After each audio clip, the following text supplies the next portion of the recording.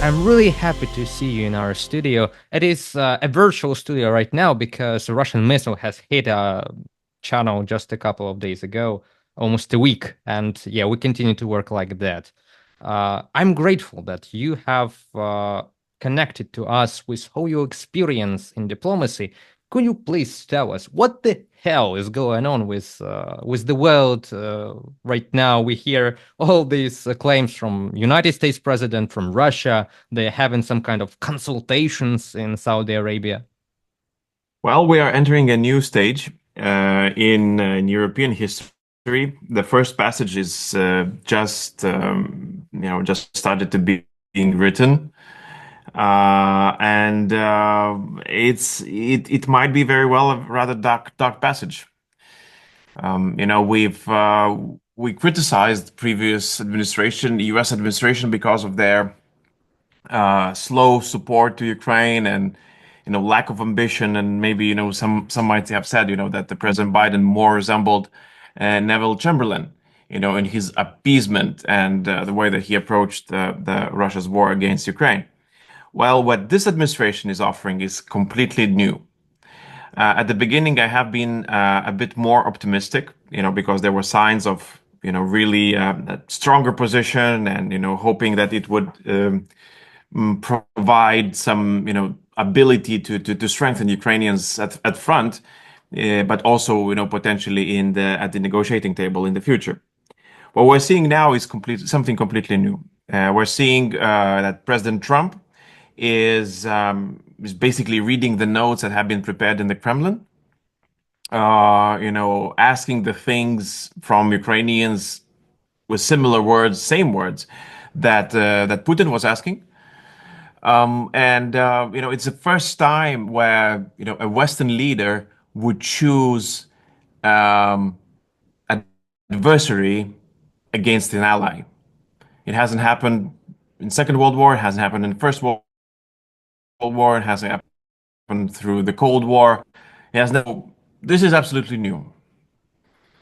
And the Baltics are really in danger after all these, statements, because we hear some ideas, God forbid, to move United States troops out of the Baltics, which really seems like a fallback and an invitation. I'm sorry to hear that, but an invitation for Russians. I know that you're concerned about your country, Lithuania. It's a great ally of Ukraine for hundreds of years, for centuries. And we let us not polemic about is it good or bad what is happening.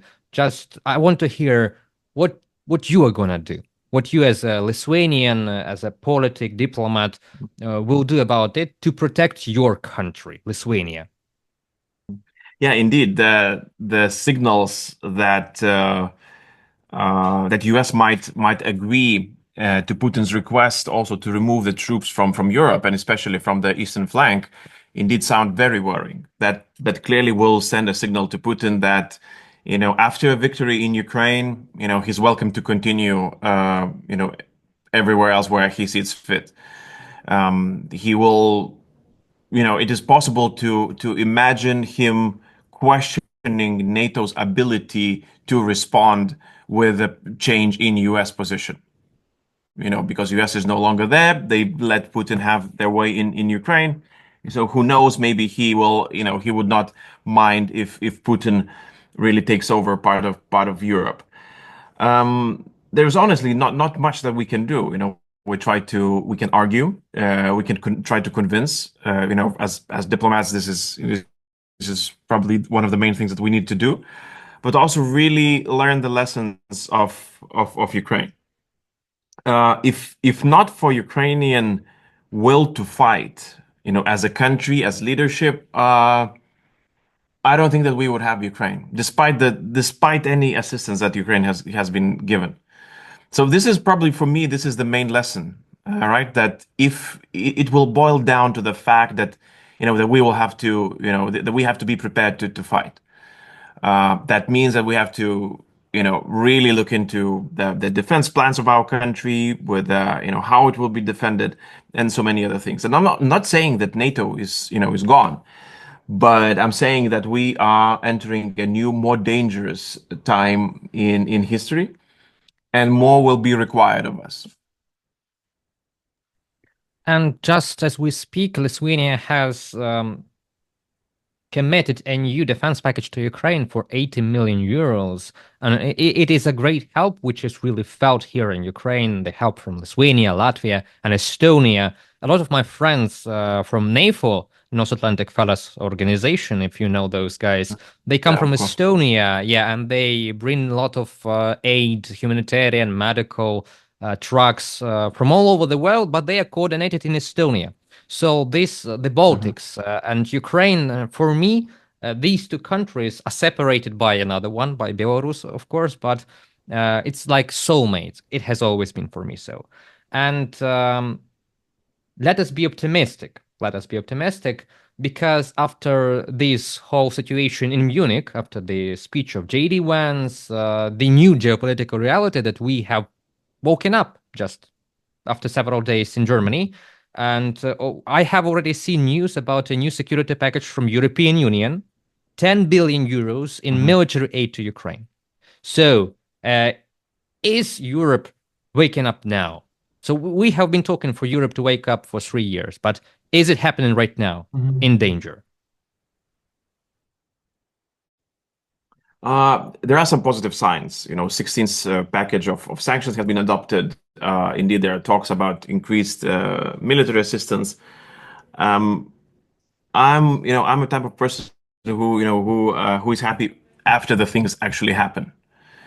I've sat through so many meetings with so many promises that whenever I read, something positive coming from Europe, I always question how that will work. Will Hungary veto this? Can they veto? Yeah, they can. So how will we, go forward with this? So we'll see. I mean, there are signals, and I think that there are really people who do understand that this is either the hour, the brightest hour of Europe, where Europe stands up and really lives up to its name, or it's the last hour of Europe, where Europe is unable to live up to its name, and just crumbles apart as as other well empires in European continent in the past. Okay, so let us do a follow up after this. Maybe you have some notes after your term as a foreign minister of Lithuania. Maybe you want to say something out loud that we can share. Just your position, maybe your experience. What would you like to say to the audience? Well, first of all, I'd like to thank Ukrainian people for defending Lithuania. We are forever indebted to you. You paid for our ability to live in free and secure country with your blood. And whatever we do, how many packages of support, how many political support we will provide you, this will never be enough to cover the losses and sacrifices that you've made for all of us. That is my personal opinion, and this is how I see Russia's war against Ukraine and Ukraine's defense. So I can only say дуже дякую. Thank you very much too for the support. As I said before, Ukrainians and Baltic people are soulmates. We've been in a one state for a long time, Yeah. and yeah, thank you for all that you've done as a politic, as a diplomat of Lithuania. I would say you only that I have a good feeling about this. In November 2021, it was in the air that something bad is going to happen right now. And now, just a couple of days before our talk, I've met American senators, two from the Democratic Party, one of the Republican Party here in Kyiv. And it was something in the air, something positive. Yeah, you can smell it. I believe that despite all these uh, claims and talks, shocking some claims from United States administration right now, from Russia, what we are seeing, I believe that it will all be okay. So thank you again for joining up, for Thank you so signing. much. Thank you for having me. Yes, and yeah, I hope that we will meet again, maybe someday in person. I really hope for that in Absolutely. a peaceful Absolutely. country, Ukraine and peaceful Lithuania. Thank you.